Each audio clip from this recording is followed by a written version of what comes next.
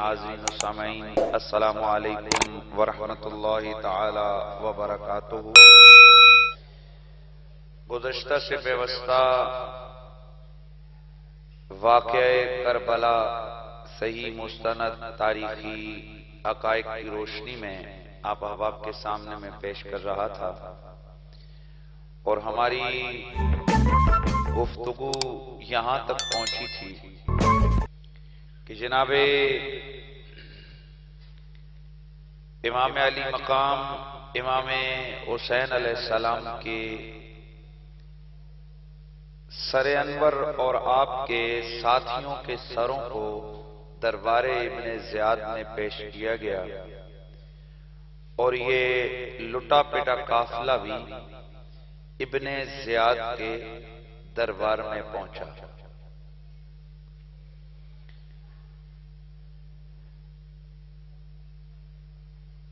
ابن زیاد کے دربار میں جب امام حسین علیہ السلام کے سر انور کو تشت میں تھالی میں رکھ کے پیش کیا گیا، اب یہاں یہ چیز تمامی احباب مد نظر رکھیے گا کہ ایک رات گزر چکی ہے اور اگلی رات بھی گزر چکی ہے شہادت کے بعد، اور یہ تیسرا دن ہے۔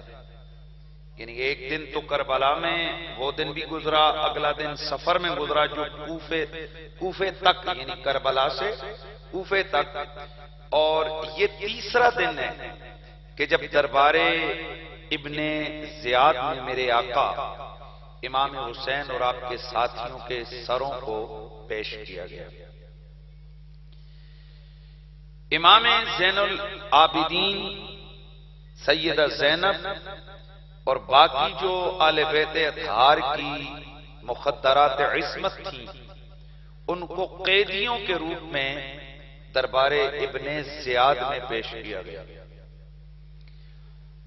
جیسے ہی سر حسین کو ابن زیاد لعین و مردود نے دیکھا، تیسرا دن ہے، تو بے ساختہ اس کے منہ سے نکلا کہ اتنا سونا بندہ میں نے زندگی میں کوئی نہیں دیکھا۔ توجہ سے سنیے۔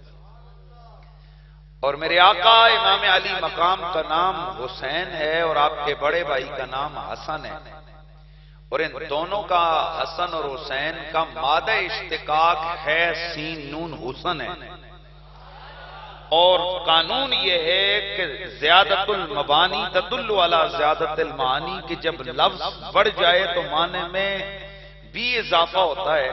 تو حسن کا معنی بھی ہے سونا اور حسین کا معنی بھی ہے خوبصورت اور بیوٹیفل، لیکن فرق اتنا ہے حسن کا معنی ہے خوبصورت اور حسین کا معنی ہے بہت خوبصورت۔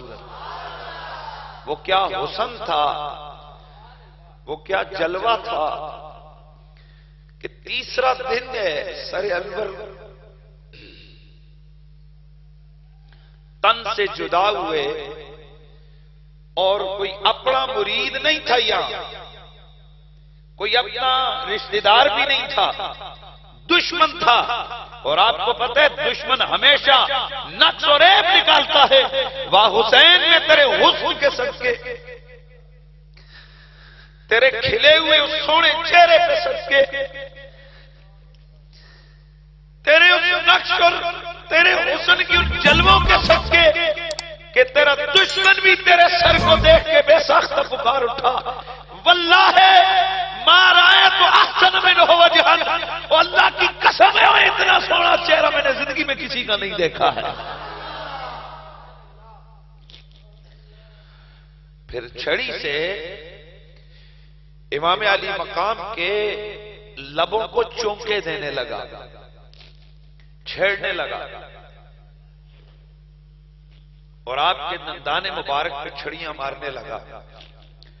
دربار میں میرے رسول اللہ کا صحابی حضرت زید بن ارقم موجود تھے۔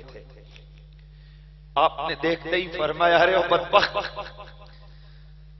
ہٹا چھڑی ان لبوں سے، اللہ کی قسم ہے میں نے ایک بار نہیں کئی بار اللہ کے رسول کو ان لبوں پہ بوسے دیتے ہوئے دیکھا۔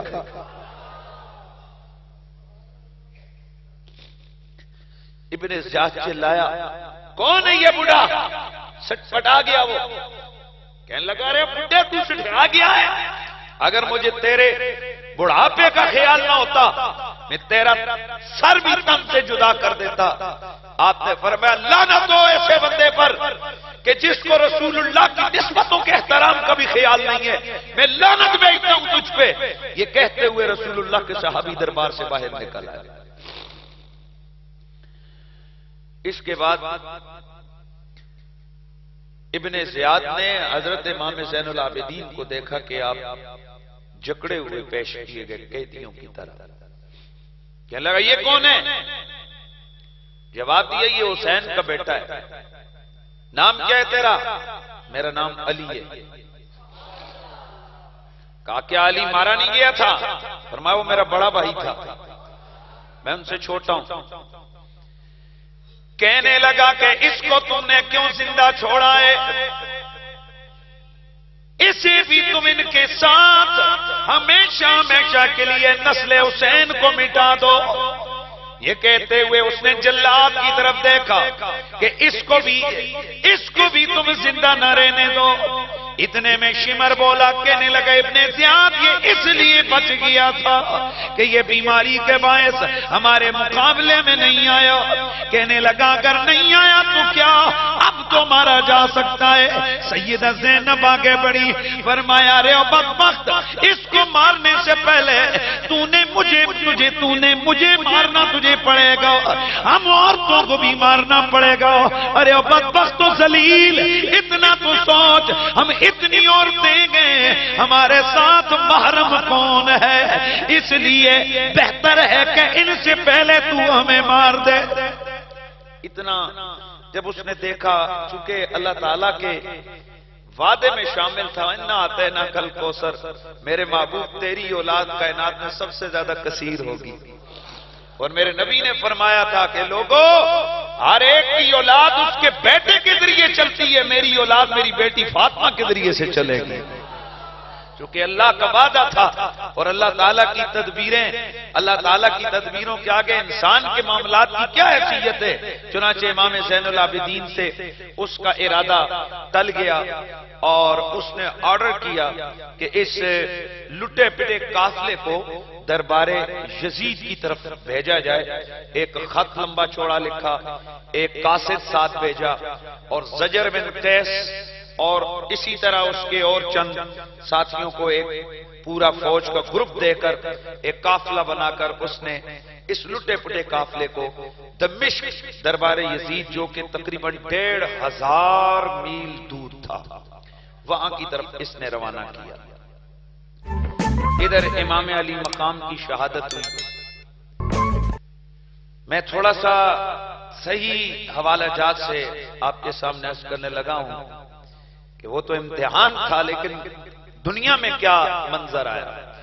حضرات گرامی صحیح تاریخ کے اندر موجود ہے، مورخین نے لکھا ہے اور کئی حدیث کی کتابوں میں بھی موجود ہے.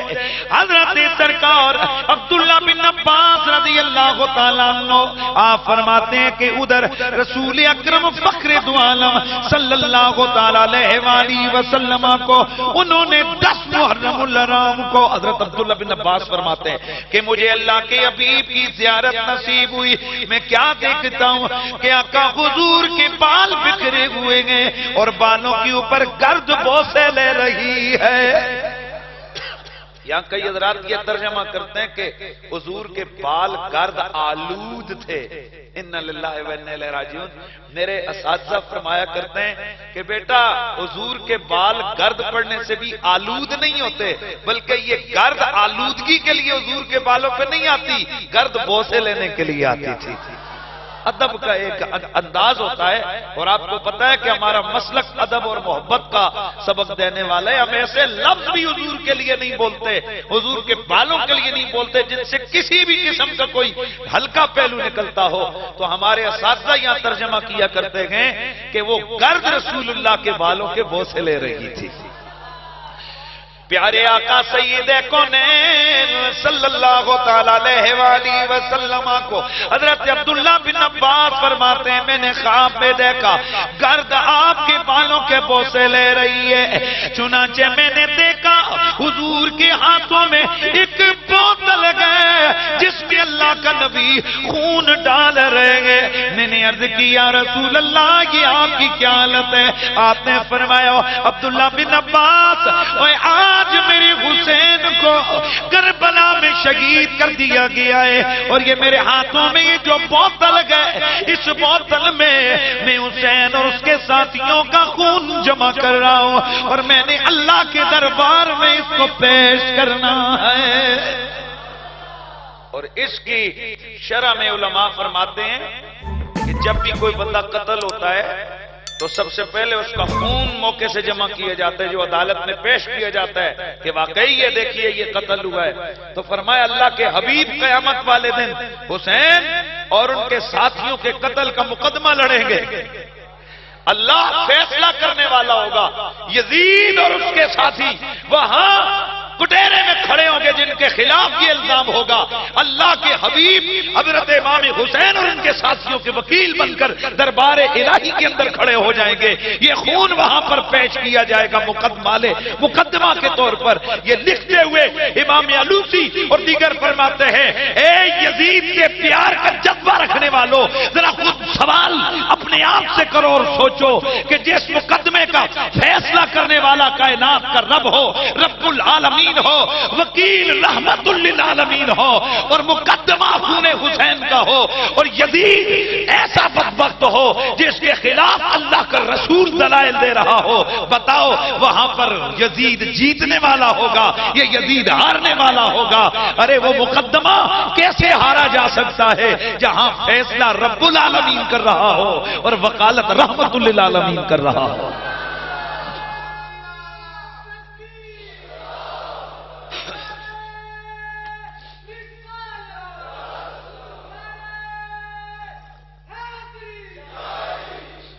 خصائص کبریٰ، سبل الہدی والرشاد، تہذیب الکمال، بغیت الطلب، مجمع الزوائد، طبرانی کبیر، ابو نعیم، اس کے علاوہ مستند سیرت اور تاریخ کی کتابوں میں موجود ہے۔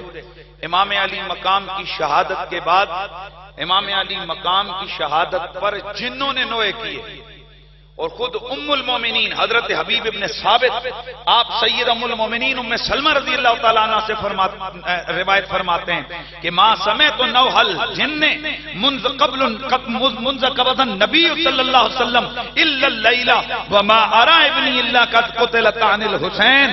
آپ فرماتی ہیں کہ میں نے ایک تو اس وقت جنوں کے نوئے سنے تھے جو مدینے کے پہاڑوں میں نوئے کر رہے تھے جب اللہ کے رسول کا وصال ہوا تھا، اور حضور کے بعد پھر میں نے جس رات کو امام علی مقام شہید ہوئے اس رات کو میں نے جنوں کے نوئے سنے، اور جنات نوئے کر رہے تھے، اور میں سمجھ گئی تھی کہ اللہ کے حبیب کا یہ نواسا اور میرا بیٹا حسین شہید ہو گیا۔ اب وہ جنات کیا پڑھ رہے تھے؟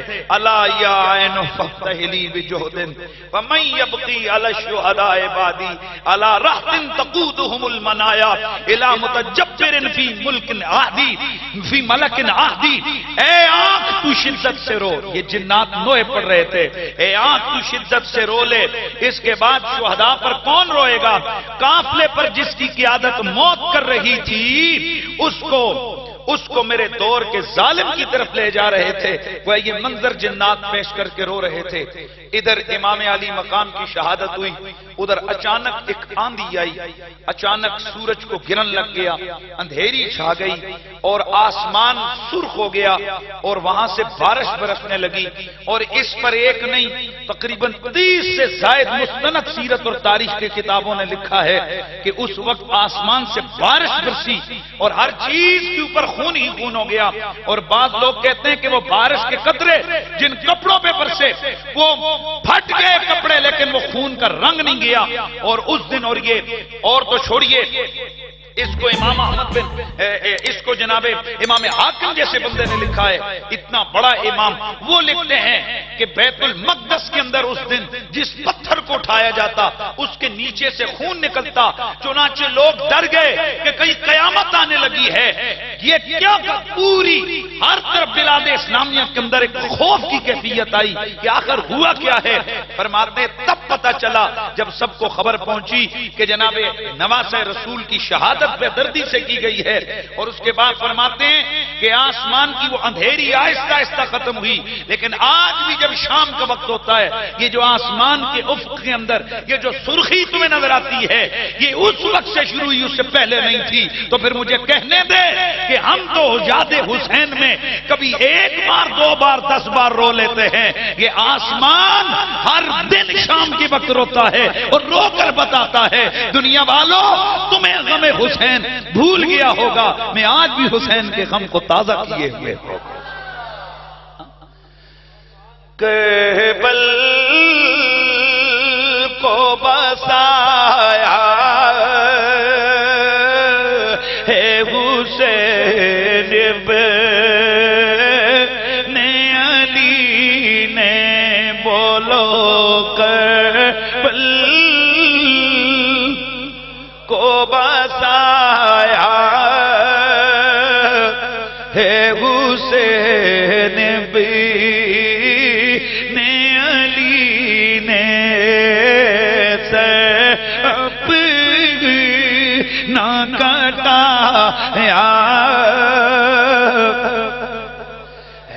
حسین بھی نے علی نے سر اپنا کٹا.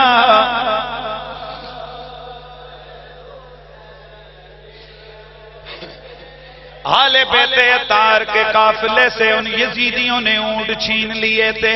ان اونٹوں کو انہوں نے ذبح کر کے ایک بڑی دعوت کا اہتمام کیا. اللہ کا کرنا یہ ہوا, امام عسقلانی اور ابن عساکر نے لکھا ہے کہ جب وہ گوشت پکایا گیا تو اس کے علاوہ دیگر مورخین, حافظ زوری لکھتے ہیں, امام زوری لکھتے ہیں, امام مخربی لکھتے ہیں, دیگر محدثینوں مورخین لکھتے گئے کہ وہ جو گوشت تھا اونٹوں کا وہ خون بن گیا, اور جب انہوں نے اس کو پکانے کی کوشش کی لوتھڑوں میں تبدیل ہو گیا.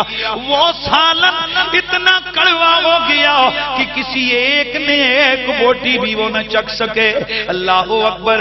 یہ لوگ جس وقت کوفے سے دربار یزید کی طرف یہ قافلہ رواں دواں ہوا, حضرات گرامی ذرا غور کیجئے, اللہ کے رسول کی پاک شہزادیاں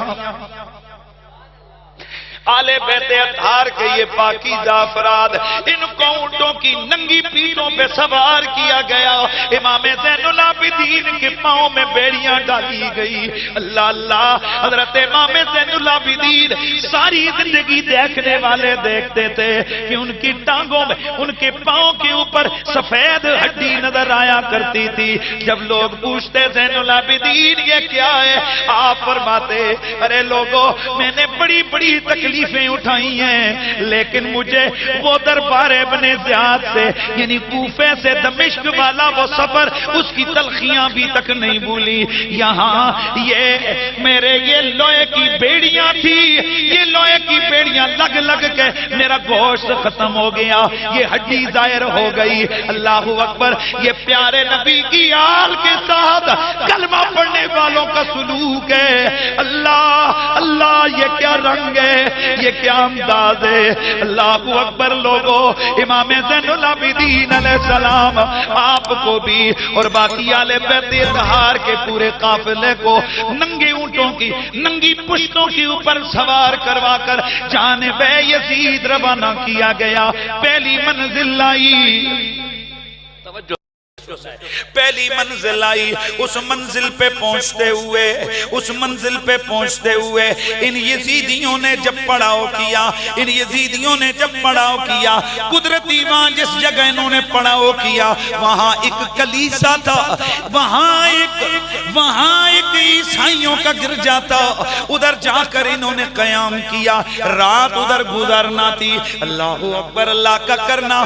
اندر سے راہبار نکلا, کہنے لگا تم کون ہو؟ کہنے لگے ہم سرکاری فوج کے لوگ ہیں. اور یہ سر کیسے ہیں؟ کہنے لگے باغیوں کے سر ہیں. اچھا یہ واقعہ کب پیش آیا؟ آپ کو پتہ ہے نا کہ لوگ دلچسپی لیتے ہیں جب کوئی جنگ شنگ کا واقعہ ہو، اچھا بھئی یہ کون ہے اور کب واقعہ پیش ہے؟ کہنے لگے آج چوتھا دن ہے اور فلان جگہ یہ قافلہ یہ واقعہ پیش آیا۔ جب چوتھا دن کہا اس نے پلٹ کے سروں کو دیکھا، میں بہت بڑا نکتہ عرض کر رہا ہوں آپ کے سامنے، پلٹ کے اس راب نے، وہ جو عیسائیوں کا بڑا راب تھا اس کلیسے کا، تو اس نے جب پلٹ کے سروں کو دیکھا تو سر جوں لگ رہا تھا جیسے ابھی ابھی کٹے ہوں۔ یار نہیں سمجھ نہیں آپ چہرے کی تر و تازگی دیکھ کر حیران ہو گیا، کب کٹا ہے کاٹے سر؟ چوتھا دن ہے۔ یہ ہیں کس کے؟ حسین بن علی کے۔ یہ سر کس کا ہے؟ یہ حسین بن علی کا ہے۔ کون حسین بن علی؟ اس کے ذہن میں کہنے لگا کہیں یہ فاطمہ زہرا کا بیٹا تو نہیں ہے؟ کہنے لگے ہاں وہی باغیوں کا سربراہ بن کے آیا تھا، یہ اس کے باقی ساتھی بھی مارے گئے تھے۔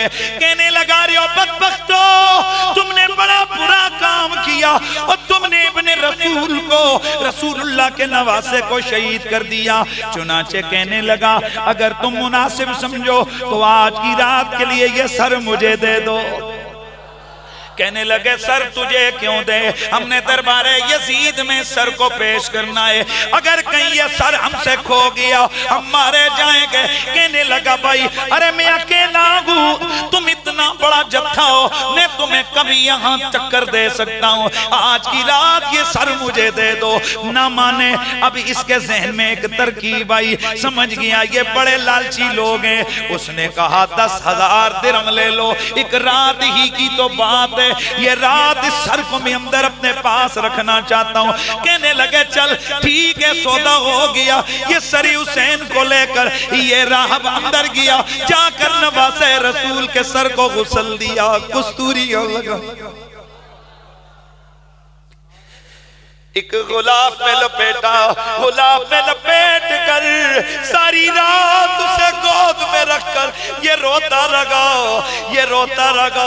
صبح کا وقت ہوا، ادھر اس کی آنکھ لگی، قسمت جاگ گئی، بس کچھ بھی نہ بولا۔ صبح ہوئی اٹھ کر کہا بتاؤ کیا یہ اکیلے؟ کہا نا ان کی عورتیں اور ایک بچہ ان کے ساتھ آیا ہے۔ جا کر امام زین العابدین کا ہاتھ چوما اور کہنے لگا رسول اللہ کے پیارے مجھے کلمہ پڑھا کے مسلمان کر دو۔ امام زین العابدین نے اس راہب کو کلمہ پڑھایا۔ اب 10,000 درہم اس نے تھیلی میں ڈال کے انہیں گن کے دیے۔ اب جب وہ روانہ ہوئے اگلی منزل پہ پہنچے، جیسے ہی انہوں نے اگلی منزل پہ پہنچ کر اس تھیلی کو کھولا کہ چلو آپس میں یہ درہم بانٹتے گئے، حیران رہ گئے کہ وہ درہم ٹھیکریاں بن گئی تھی اور ان کی ایک طرف لکھا ہوا تھا وَلَا تَحْسَبَنَّ اللَّهَ غَافِلًا عَمَّا يَعْمَلُ الظَّالِمُونَ، کہ اے لوگوں ہرگز تم اللہ کریم کو ظالموں کے ظلم سے بے خبر نہ سمجھنا۔ اور دوسری جانب لکھا ہوا تھا وَسَيَعْلَمُ الَّذِينَ ظَلَمُوا أَيُّ مُنْقَلِبٍ يَنْقَلِبُونَ۔ ان قریب ظالم لوگ جان لیں گے کہ وہ کس پلٹے پر پلٹا کھاتے ہیں۔ اللہ اکبر، اللہ کا کرنا۔ بعض علماء نے لکھا ہے امام ابو نعیم اور اس کے علاوہ دیگر بزرگ لکھتے ہیں کہ اچانک رات کو جس جگہ کلیسے کی دیوار کے نیچے یہ لوگ رہ رہے تھے، سوئے ہوئے تھے، وہاں پر ایک لوہے کے قلم سے دیوار میں کھرچ کر صبح کو یہ عبارت لکھی ہوئی تھی اترجو امت قتلت حسین شفاعت جدہ یوم الحساب۔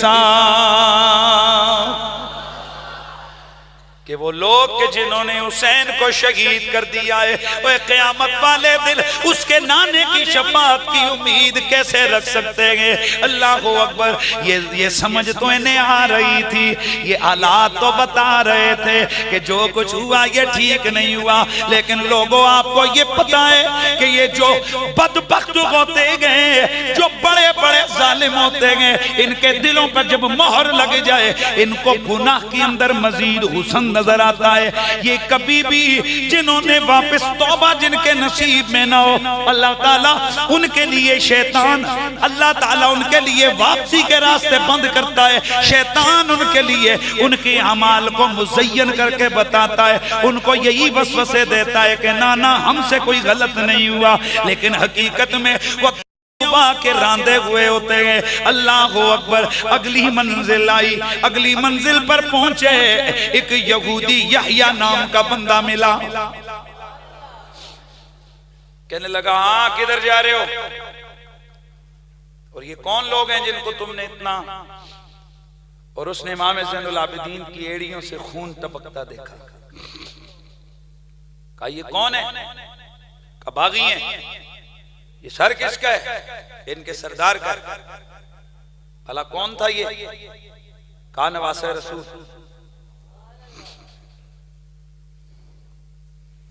یحییٰ یہودی کہنے لگا رہے ہو بدبختو، نواسہ رسول کا سر کاٹ کے لے آئے ہو؟ وہ ہم یہودی ہیں،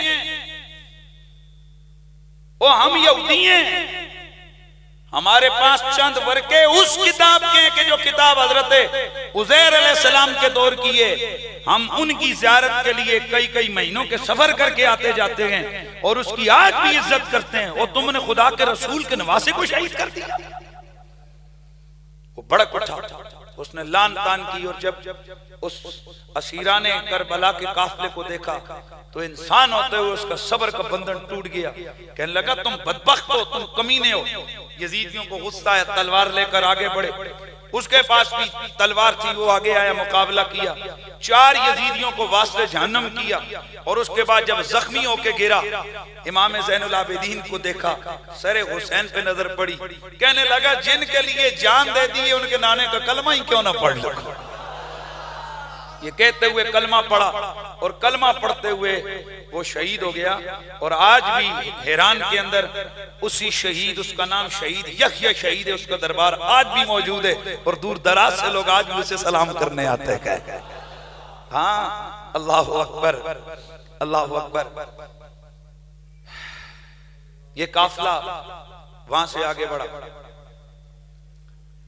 لیکن میں یہاں ایک جملہ اور عرض کر دیتا ہوں، میں اختصار سے یہاں درمیان میں سارے حالات اور واقعات وہ جو ہزاروں کی تعداد میں لکھے گئے ہیں، لیکن ان میں سے ایک بڑی چیز جو میں آپ تمام حضرات کو عرض کیے دیتا ہوں وہ یہ ہے کہ کئی منزلوں پر یہ مستند کتابوں میں موجود ہے، کئی یہودی مسلمان ہوئے اور کئی عیسائی کلمہ پڑھ کے مسلمان ہوئے۔ بعض جگہ پر تو ہے کہ ایک پورا قافلہ کرامت دیکھ کے سر حسین کی کہ رات کو اس میں سے نور کی کرنیں پھوٹ رہی تھی، ایک قافلہ تھا جس نے پڑاؤ کیا تھا ان کے قافلے کے قریب، وہ دیکھ کر حیران رہ گئے اور انہوں نے کلمہ پڑھ لیا۔ اب میں چھوڑیے لمبی بحثوں کو، یار چند درجن ہی صحیح جنہوں نے کلمہ پڑھا، لیکن آئیے ذرا دیکھتے ہیں رسول اللہ کی آل کا مشن تھا خدا کے دین کی تبلیغ کرنا۔ ذرا غور کیجئے، کبھی بھی ان کا مشن کائنات میں ساکت نہیں ہوا، یہ نیزے پہ ہے ان کا سر، لیکن لوگوں کو کلمہ پڑھاتے ہوئے جا رہے ہیں۔ یہی فرق ہوتا ہے ملا کی اور اللہ والوں کی تبلیغ کے اندر کہ ملا دین سے دور کرتا ہے اور خدا کی اور اللہ کے پیاروں کی جو ادائیں ہوتی ہیں ان کو اللہ نے یہ اثر دیا ہوا ہوتا ہے کہ وہ نیزے پہ بھی ہوتے ہیں، لوگ نیزے پہ سر کو دیکھ کے بھی کلمے پڑھنے لگ جاتے ہیں۔ اے ہائے، یہ قافلہ بڑھتا ہوا منزل بمنزل سفر کرتا ہوا دمشق کے قریب پہنچا۔ دمشق کے قریب پہنچا تو چونکہ وہاں آپ کو پتہ ہے کہ اسلام تو تھا لیکن بنو امیہ کی یہ یزید پلید اور ان کی کاروائیوں کی وجہ سے وہاں اصلی رنگ نہیں تھا، لوگ قرآن سے بڑے متاثر ہوتے تھے، لہٰذا انہوں نے ایک پروگرام کیا کہ جیسے یہ قافلہ پہنچا دمشق کے بازاروں میں انہوں نے قرآن کا ایک سونا قاری بلایا جو آگے آگے اونٹ پہ بیٹھ کے قرآن پاک کی تلاوت کر رہا تھا. تو دائیں بائیں لوگ اپنے گھروں کی کھڑکیوں سے جھانکنے لگے.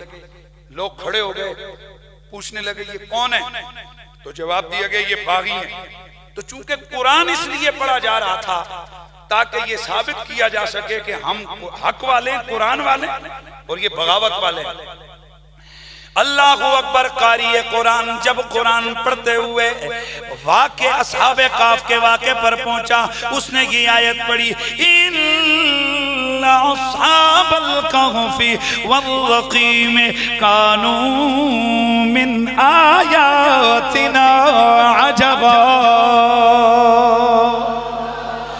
ادھر قرآن کا قاری, ادھر قرآن کا قاری قرآن پڑھ رہا تھا, ادھر سننے والوں نے سنا, ادھر اس قاری کی قرات شروع ہوئی, ادھر حسین کے سر سے قرآن کی آوازیں آنے لگ گئی. ادھر میرے آقا حسین پاک کے سر انور سے قرآن کی تلاوت کی آوازیں آنے لگی. اور جب وہ قاری اس آیت پہ پہنچا ان اصحاب الکہف والرقیم کانوا من آیاتنا عجبا, کہ اللہ تعالیٰ فرماتے ہیں کہ اصحاب کہف اور وہ غار والے یہ جو ہیں یہ ہماری نشانیوں میں سے عجب نشانی ہیں. تو ادھر سر حسین سے آواز آئی, عجب آئے ان آواز آئی کہ اے یہ قرآن پڑھنے والے, اے عجب من اصحاب الکہف قتلی و حملی, اوے میرا قتل ہونا اور میرا سر نیزے پہ چڑھنا یہ اصحاب کہف کے واقعے سے بڑی عجیب تر بات ہے, کیونکہ جس نبی کا کلمہ پڑھ رہے ہیں اسی کے نواسے کا سر نیزے پہ اٹھائے ہوئے چل رہے ہیں. جیسے ہی سر حسین سے قرآن کی تلاوت کی آوازیں آنے لگی, یزیدی ڈر گئے, ایک دوسرے کا منہ دیکھ کے شرمندہ ہو گئے. قاری کو کہنے لگے بے چپ کر, توجہ ہے, اعلیٰ بس بھئی بس کر بس کر. میرے آقا امام علی مقام نے ان کے سر نے کیوں قرآن پڑھا؟ دراصل میرے نبی کی حدیث تھی نا کہ میری آل اور قرآن کبھی جدا نہیں ہوں گے. سبحان اللہ کی آواز ہے نا, میری آل اور میرا یہ قرآن کبھی جدا نہیں ہوں گے. آج دمشق کے بازاروں میں بظاہر یہ ایک حرکت کی گئی اور ایک منصوبہ بنایا گیا, ڈرامہ رچایا گیا کہ ایک طرف آل محمد کا یہ قافلہ تھا اور دوسری طرف قرآن رکھا گیا. میرے آقا حسین نے قرآن کی تلاوت کر کے بتا دیا میرے نبی کی بات کبھی غلط نہیں ہو سکتی, کل بھی ہم قرآن والے تھے, آج بھی ہم قرآن والے ہیں. اور میرے آقا نے فرمایا تھا کہ یہ کبھی بھی آپس میں جدا نہیں ہوں گے یہاں تک کہ حوض کوثر پر حتی یردا علی الحوض, یہ دونوں حوض کوثر پر میری آل اور قرآن اکٹھے آئیں گے. اللہ اکبر. تو پھر کہنے والا کہتا ہے نا کہ کنکربل کو بسایا ہے حسین مل کے ذرا جھوم کے آواز آئے کربل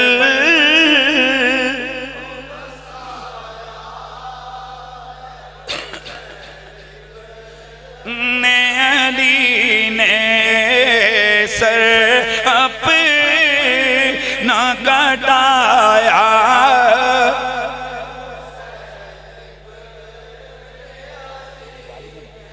قرآن کا کاری کوئی ایسا نہ ملے گا نیزے پہ سنایا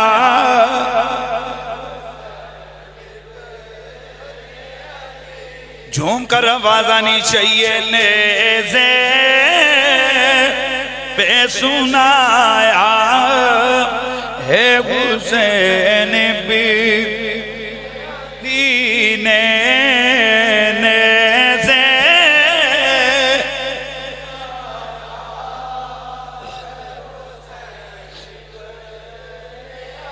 حضرات گرامی 1500-1600 میل کا فاصلہ یہ اس طرح اس حالت میں طے کرنا بیان کرنا بڑا آسان ہوتا ہے, بھگتنا بڑا مشکل ہوتا ہے۔ ارے ذرا خود سوچئے آپ میں سے کتنے بندے ہیں جو اونٹوں کی ننگی پشت کے اوپر 5 کلومیٹر سفر طے کر سکتے ہیں۔ حالت کیا ہوتی ہے؟ اللہ اللہ، نہ بندہ جینے جوگا نہ بندہ مرنے جوگا۔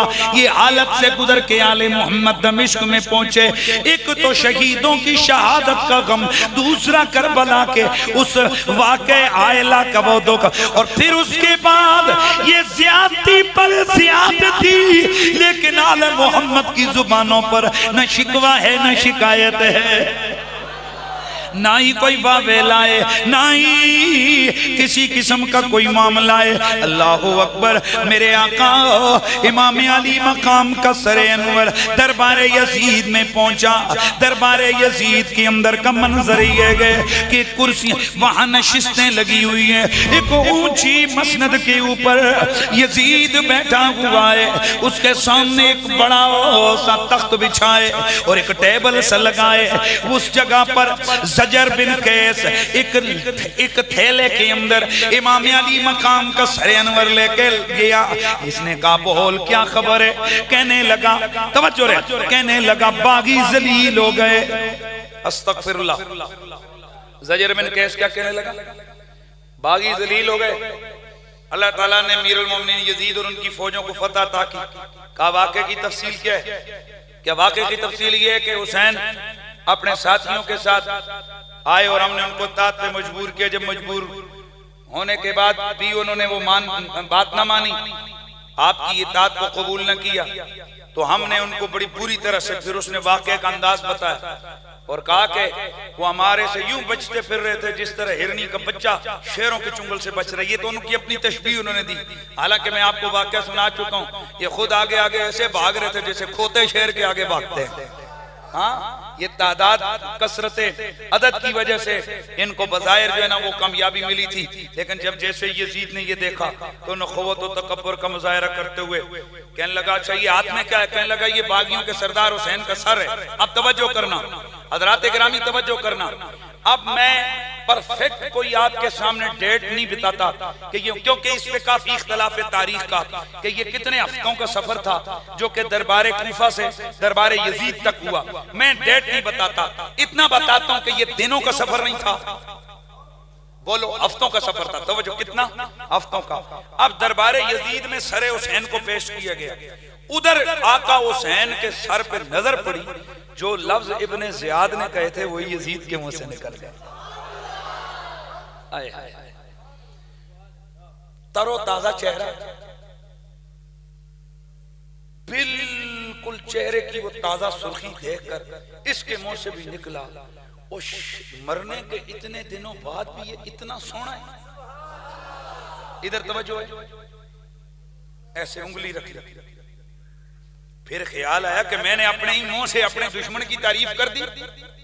پھر کہنے لگا نہیں یہ تو بڑا برا لگتا ہے، پر اصلی بات تو منہ سے نکل گئی تھی نا۔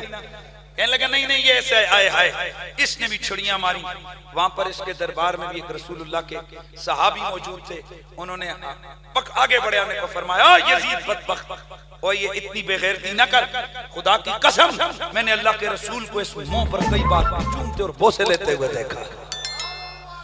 اب ذرا توجہ کیجئے، دربار یزید کا منظر یہ، آل بیت کا لٹا پٹا قافلہ، امام زین العابدین اپنے خونی جسم کے ساتھ، اپنے اس دردناک جسم کے ساتھ دربار یزید میں قیدی بن کے کھڑے ہیں، سر حسین اوپر پڑا ہے۔ اب چونکہ کافی دنوں سے اس سر کو انہوں نے ڈالا ہوا تھا، اس کو چھپایا ہوا تھا، تو میں یہ منظر جب بھی میں پڑھتا ہوں میرا کلیجہ منہ کو آتا ہے۔ ضبط کر کے آپ کے سامنے یہ منظر پیش کر رہا ہوں۔ سیدہ سکینہ چھوٹی تھی، جیسے ہی اونچے ٹیبل پہ سرکار حسین کا سر رکھا گیا تو تمام لوگوں نے لکھا ہے کہ سیدہ سکینہ اپنی پنجوں کے بل اوپر ہو کر ایسے اپنے بابا کے سر کی زیارت کرنے لگ گئی۔